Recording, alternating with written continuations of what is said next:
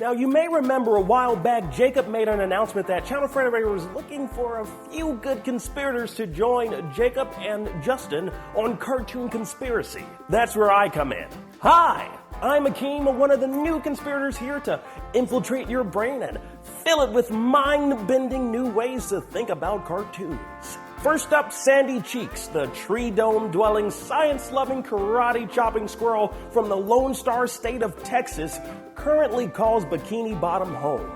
But whatever happened to her original home? Home on the range, where the deer and the antelope play. Sorry.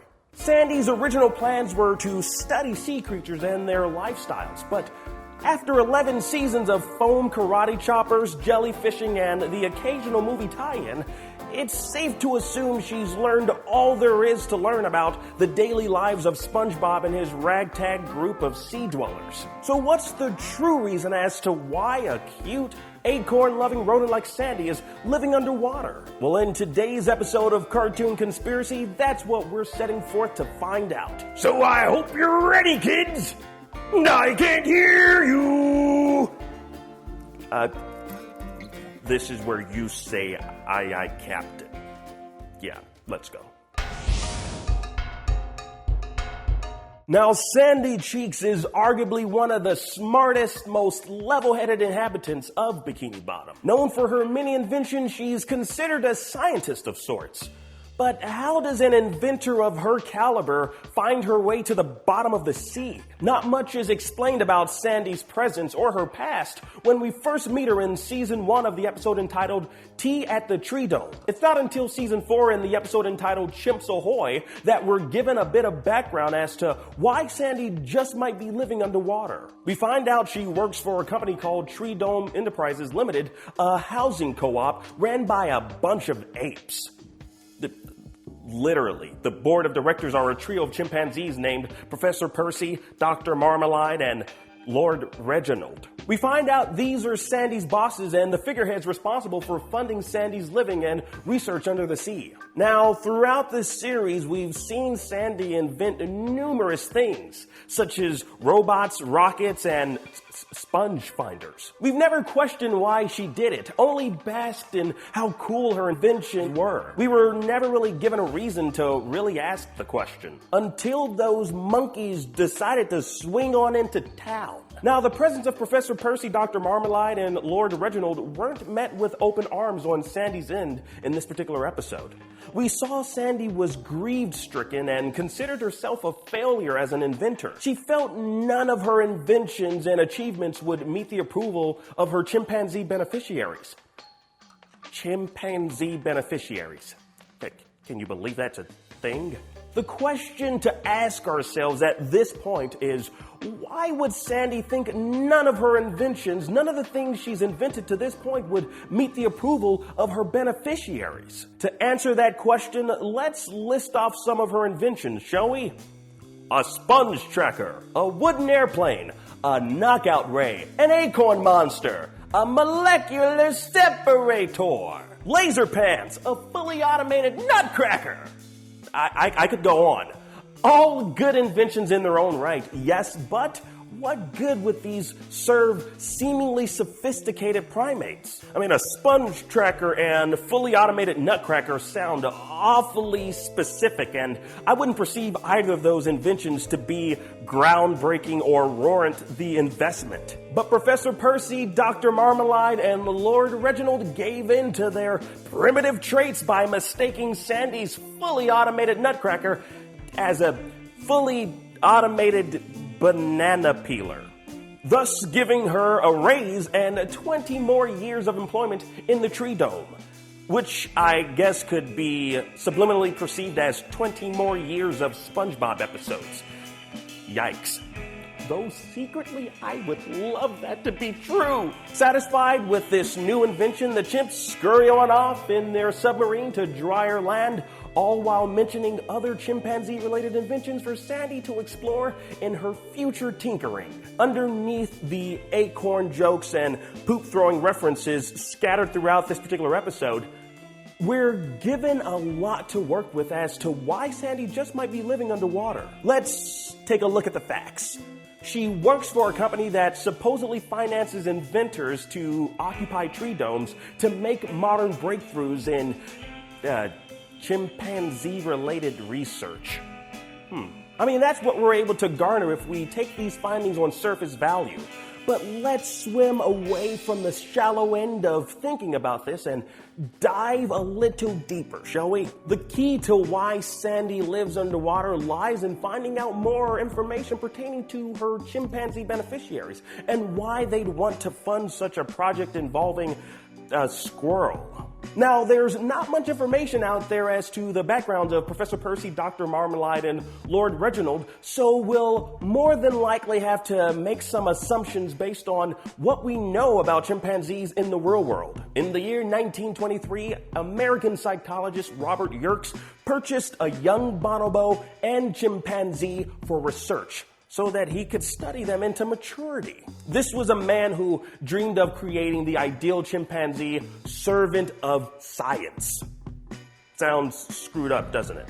Yeah. Well, in the 1950s, it was commonplace for chimpanzees to be used in military flight experiments, infectious disease experiments, and high-velocity seatbelt tests. Many of these chimpanzees were bred in laboratories with minimal contact with other primates. Oftentimes, the only contact they saw was that of their captors and the scientists conducting the experiments on them. So, how does this grim reality tie back into why Sandy lives underwater? Well, perhaps Professor Percy, Dr. Marmalade, and Lord Reginald were part of a chimpanzee experimentation program to create the ideal servant of science. It's safe to assume that this experimentation was a resounding success in these chimps, as they've clearly mastered the English language, the English accent, and went on to launch their own lucrative business. Professor Percy, Dr. Marmalade, and Lord Reginald are the exact archetype psychologist Robert Yerkes set out to discover in his intelligence research amongst chimpanzees. Professor Percy, Dr. Marmalade, and Lord Reginald's Treedome Enterprise Company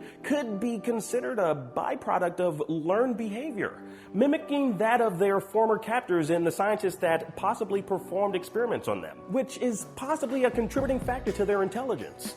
We all know the cartoon trope of chimpanzees being used as test subjects. Need I remind you of Monkey from Dexter's Lab? He was everything but a mere monkey.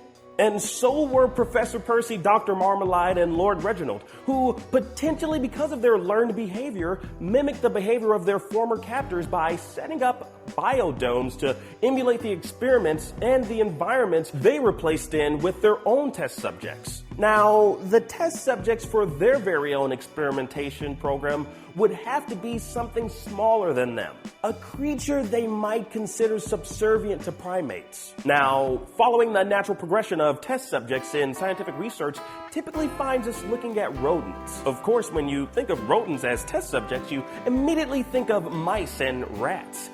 But that's been done before. Narf! So why not go with the cuter, more kid-friendly animal in the rodent family, huh? A squirrel!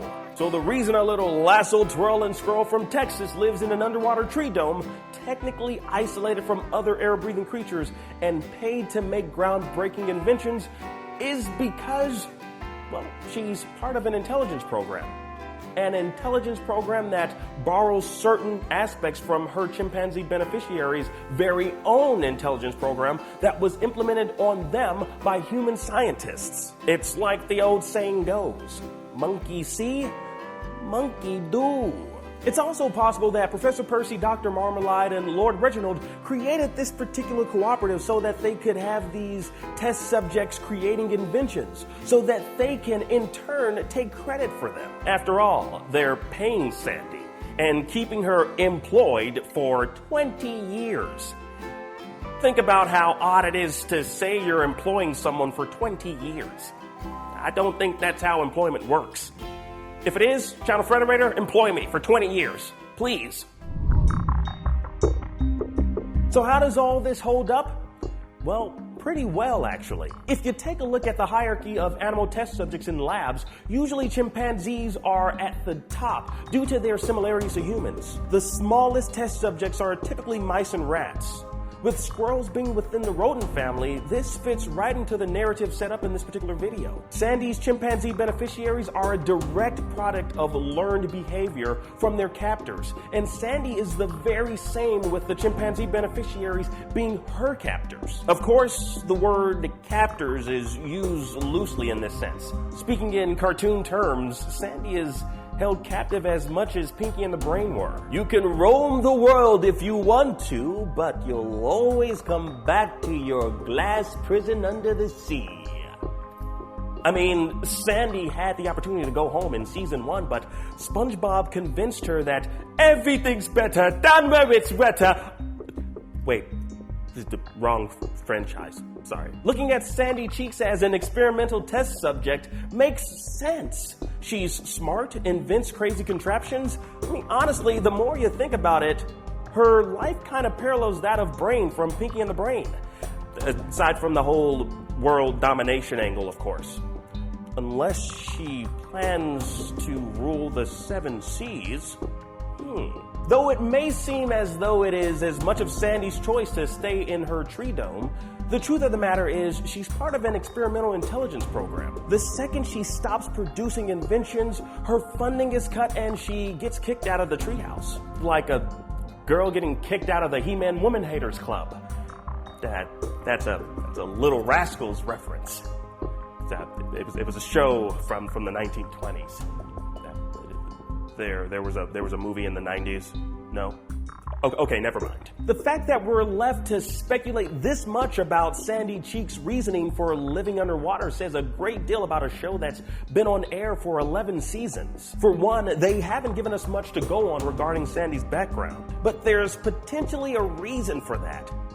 I mean, if her background is anywhere near what I've described, perhaps it's something that the showrunners might feel is a bit too complex for the initial demographic of the show. I mean, after all, SpongeBob SquarePants is a lighthearted show with a simple premise. It's a show about a sponge named Bob who wears SquarePants. I mean, talking about experimental intelligence programs sounds like something straight out of Stranger Things. As to whether or not this particular theory holds up as to why Sandy Cheeks lives underwater, I'm gonna have to give it 4 acorns out of 5. It's fairly likely that Sandy is in fact part of some experimental program under the guise of being an employee for the Treedome enterprise. And her chimpanzee beneficiaries are also part of an even larger experimental program ran by human scientists. Will the show ever explore Sandy's background further? Perhaps. We're currently in the 11th season of the show with plans of a 12th season. SpongeBob SquarePants shows no signs of drying up anytime soon, so there's more than enough time left in the franchise for us to squeeze out more facts about Sandy's past. So what do you think? Could this be the reason why Sandy is living underwater? Why do you think she prefers the life aquatic? Would you ever consider living under the sea? I don't know if I could personally. I mean, no matter how enticing Sebastian makes it seem. I prefer a lot of sand over a hot crustacean band. It is not better down where it's wetter under the sea. That's just me. Give us a like on this video and let us know what other cartoon conspiracies you'd love for us to explore in future videos. And be sure to click the bell to become part of our notification squad. Ah! And always remember, guys, never forget, Frederator loves you.